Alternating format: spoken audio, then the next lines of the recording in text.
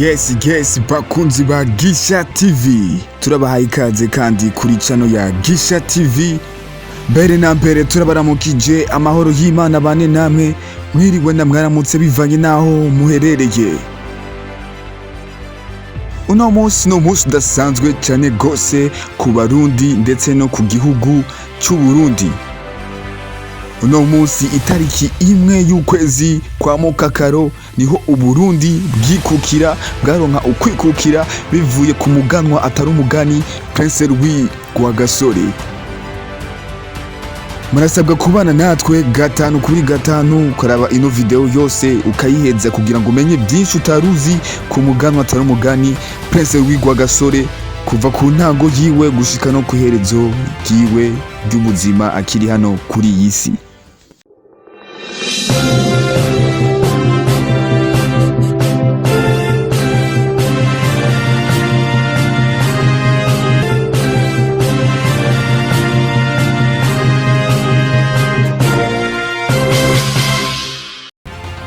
Umuganwa rero Rudoviko Luis Rwagasore akaba ari imfura y'umwami Mwambutsa wa kane, umwuzukuru w'umwami Mutanga wa gatatu, akaba n'umwuzukuruza wa Mwezi Gisabo. Umuganwa Rudoviko Luis Rwagasore akaba yaravutse igenekerezo ry'icumi muri Nzero mu mwaka w'igihumbi kimwe amajana 932, avukira mu ntara ya Gitega. Yatanguye kwiga amashuri mato mu mwaka w'igihumbi kimwe amajana 939 mu Bukeye mu ntara ya Muramvya. Mu mwaka w'igihumbi kimwe n'amajana 945 umuganwa Rudoviko Rwagasore akaba yarabandanirije amashuri yisumbuye mu gihugu cy'u Rwanda, aho bise i Butare muri groupe scolaire d'Asrida à Butare. Yavuye ngaha acagiye muri groupe scolaire d'Asrida, aho yizera heza section administrative, ko yajamwe abana b'abakanwa n'abatware gusa. Ico gihe Rwagasore yiga ya Srida yari kumwe n'abandi b'abanyarwanda, yari kumwe n'abandi Barundi bitegura kuzova bafata igihugu mu ntoki. Akaba yahamaze imyaka 6 yiga, akaba ariho yahejereje kwiga amashuri yisumbuye mu gihumbi kimwe n'amajana 952. Acabandanyiriza mu ishuri rya kaminuza mu gihugu cy'Ubirigi muri université bise Université d'Avers.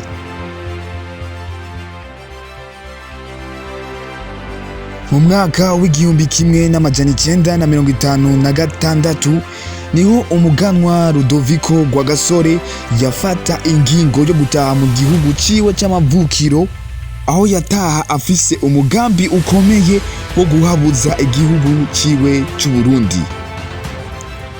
Akiva ku ishure mu Bubirigi yasanze nta Murundi n'umwe yari yemerewe gukora ubucuruzi, aho hadandaza Abagiriki n'Abarabu hamwe n'Abahindi gusa.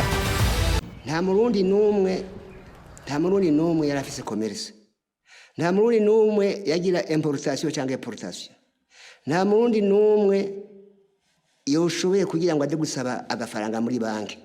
Byari intere Buraya sanzi abantu bakinnye akagomba kubatera imbere, acatanga kugirisha amakoperative mu masheferi yose. Ubwa mbere hadandaza Abagiriki n'Abarabu, nta Murundi yadandaza, byose bashorera Abahindi n'Abarabu. Rwagasore rero we yagomba ko Abarundi nabo bamenya kudandaza. Ikawa yose bashorera Kasima Abarundi. Umugabo Rwagasore yagira ati po namwe muzoza murayigura muheze mushuri muronka iwayo. Niho rero umuganwa Rudoviko Rwagasore guca afata umwanzuro wo gutanguza ubucuruzi mu bene gihugu, asinga amakoperative mu buryo bwo guteza imbere Abarundi. Niho guca ashikiriza abakoroni integuro y'ibwirizwa nshingiro ry'igihugu cy'u Burundi gisunga intwaro rusangi ya demokrasi. byagaragara ko atanguye kugabisha abakoroni ku myaka 25 gusa umuganwa Ludovico Rwagasore yari afise.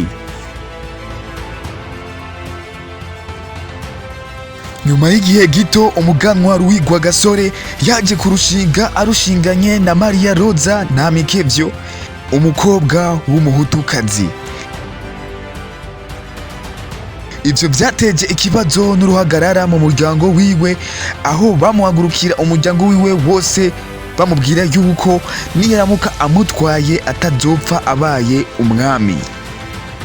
Umvuko mushiki wa Rwagasore ubwiwe abitwiganirira. N'abashingantahe b'umuryango aba onkle baki baramubujije ubwo bwoko nta na rimwe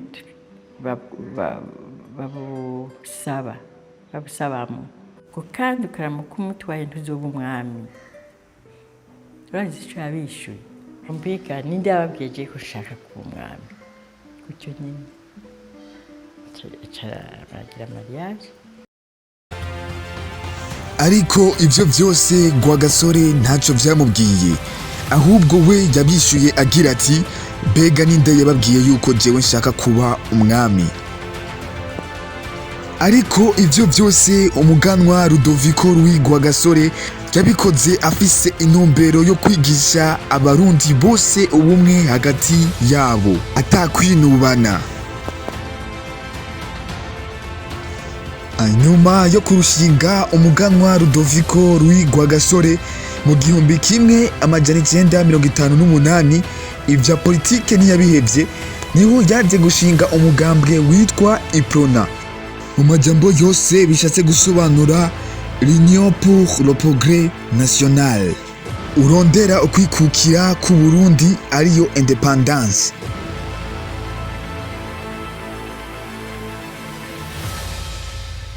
Ariko aho hose ababirigi ntibamuraba giza, hageze naho ababirigi bicuza impamvu batwaye Rwagasore kumwigisha mu Bubirigi.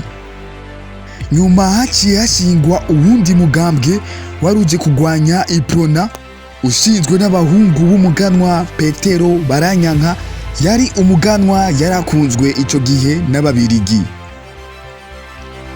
Abo bahungu bashinze uwo mugambwe waruje kugwanya Iprona bari abavyara b'umuganwa Ludovico Luis Rwagasore, bashinze umugambwe witwa PDC, mu majambo yose ariyo Parti Démocrate Chrétien.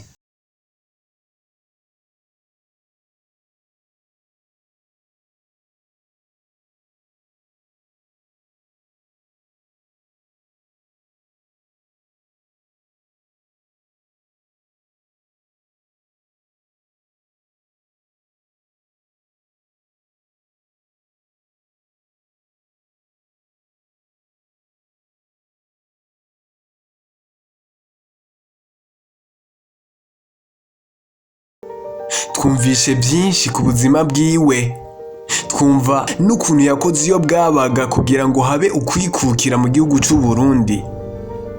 Tugiye kurabira hamwe muri rusangi niyihe mpamvu cyangwa se nabahe bantu nyamukuru bihisha inyuma y'urupfu rw'uwo muntu. Umugabo yakoze iyo bwabaga kugira ngo igihugu cy'u Burundi uno munsi kibe gisa nk'uko gisa. Aharanira ukwikukira ariko ntiyagirirwa amahirwe yo kuba muri ubwo buzima bw'inyuma yo kwikukira. Mbega ni bande bihisha inyuma y'uwo rupfu rwiwe?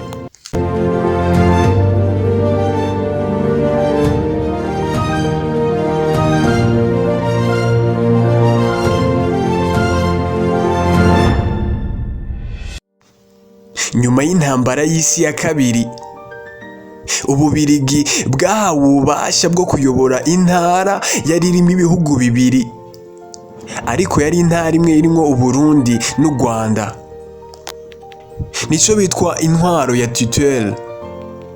Mu 1925 umwami yari amaze kuba umuntu asanzwe, bikozwe n'Ababirigi. Jean Paul Ahwa uyu ni umwe mu bari bagiriwe amahirwe yo kuba yoyobora ino ntara. Yemeza yuko icyari cyazanye Ububirigi nyamukuru kwari kugira ngo buteza imbere iyo ntara gusumba ibya politike. Yewe ngo yatanguye no kuyobora Uburundi n'u Rwanda ari intara ikenye cyane ko yarimwo abantu benshi kandi ngo ata mutungo n'umwe wari uhari. Nyamara abanyagihugu bose ko babibona, babifata nko kuvogerwa n'ababirigi, ariko ntacyo bari bafise babikorako kubera ko bari babasumbye ubushobozi, haba mu bya gisirikare, haba no mu bwenge ndetse n'ibikoresho bari bafise.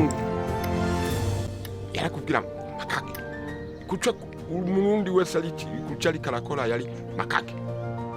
Hariho bijya byo gutwara ngo ibintu by'iposho ibomani, ibyo byose byagenda gukandamiza abantu, kuko hari abantu bitwa barongozi, umurongozi aja akigisha ati ejo ni ugutwara iposho ibomani, ujya atabirose yaca kubitwa ikimoko. Nyuma gato Ububirigi bwaje kubona ko bwakoze ikosa ryo gutuma Prince Luis Rwagasore yiga, kubera ko akimara kuyiga niwe muntu yari afise ubwenge akanakunda abanyagihugu, yewe atangura no kwipfuza kuzana ukwikukira muri ico gihugu, ashinga umugambwe ariwo Iprona. Yaje gutsinda umugambwe PDC wabavyara be, umugambwe wari ushigikiwe cyane n'ababirigi. Prince Luis Rwagasore yabaye ministre w'intebe iminsi 16 yonyene ahita yicwa, kandi mu bamwishe harimo umuzungu umwe n'abarundi batatu bahoze muri Parti Démocrate Chrétien cyangwa se PDC. Mwibuke uwo mugambwe nyene wari ushigikiwe cyane n'ababirigi, yishwe n'umuzungu umwe n'abarundi batatu bahoze muri uwo mugambwe wari ushigikiwe n'ababirigi. Mu buhamya bw'abo bagabo bamwishe bavuze yuko bari babitegetswe na bamwe mu bari bakuriye umugambwe wa PDC.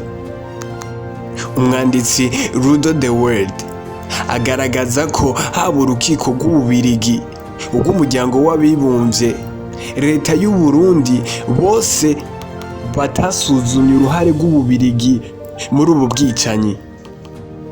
Rudo the World yavuze ko iyicwa rya Prince Luis Rwagasore ryakozwe n'abategetsi b'ababirigi bari mu Burundi.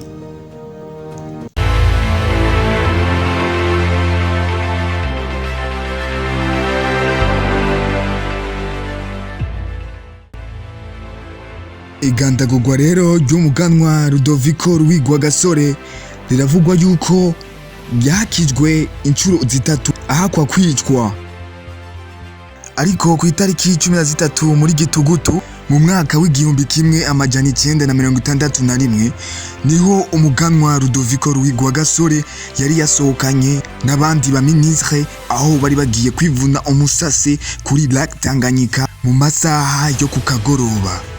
Niho bagiye bumva isasu rirashwe batazi aho riturutse. Mu kanya nk'ako guhumbya babona umuganwa Luis Rwagasore aryamye hasi kuri table batazi uwumurashe, kuko uwamurashe yamurashe atabegereye, amurasa amuturutse inyuma.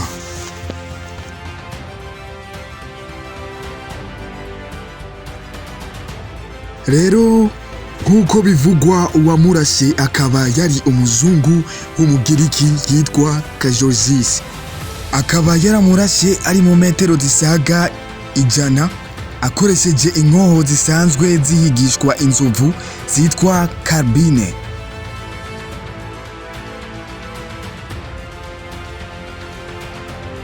Iryo gandagurwa ry'umuganwa Luis Rwagasore rikaba ryarateguwe n'abatavuga rumwe nawe ari bo bavyara biwe, ariwe Joseph Birori na Yohana Ntidendereza.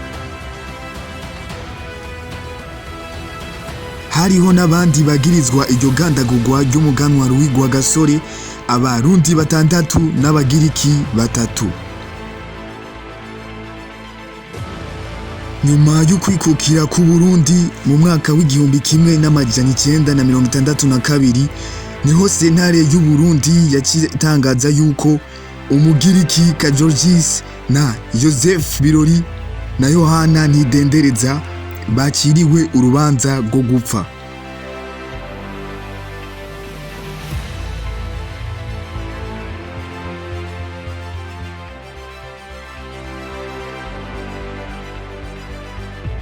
Aho umuganwa Rudoviko Rui Rwagasore yitavye Imana itariki 13 muri Gitugutu umwaka w'igihumbi kimwe n'amajana 961 Uburundi bwaciye buronka intahe yo kwikukira mu mwaka w'igihumbi kimwe n'amajana 962 ku itariki imwe y'ukwezi kwa Mukakaro.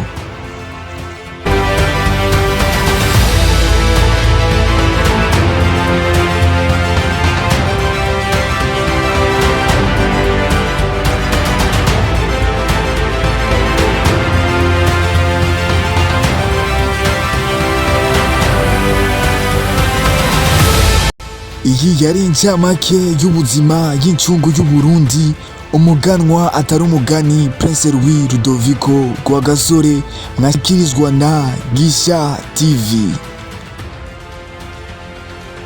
Mwakoze kubana natwe 5 no gutega yompi. Imana ibaye umugisha. Murahawe ikaze kandi kuri Gisha TV. Murasabwa gukora subscribe, share na comment kugira ngo muzobone ibindi biganiro nk'ibi bibungura ubwenge.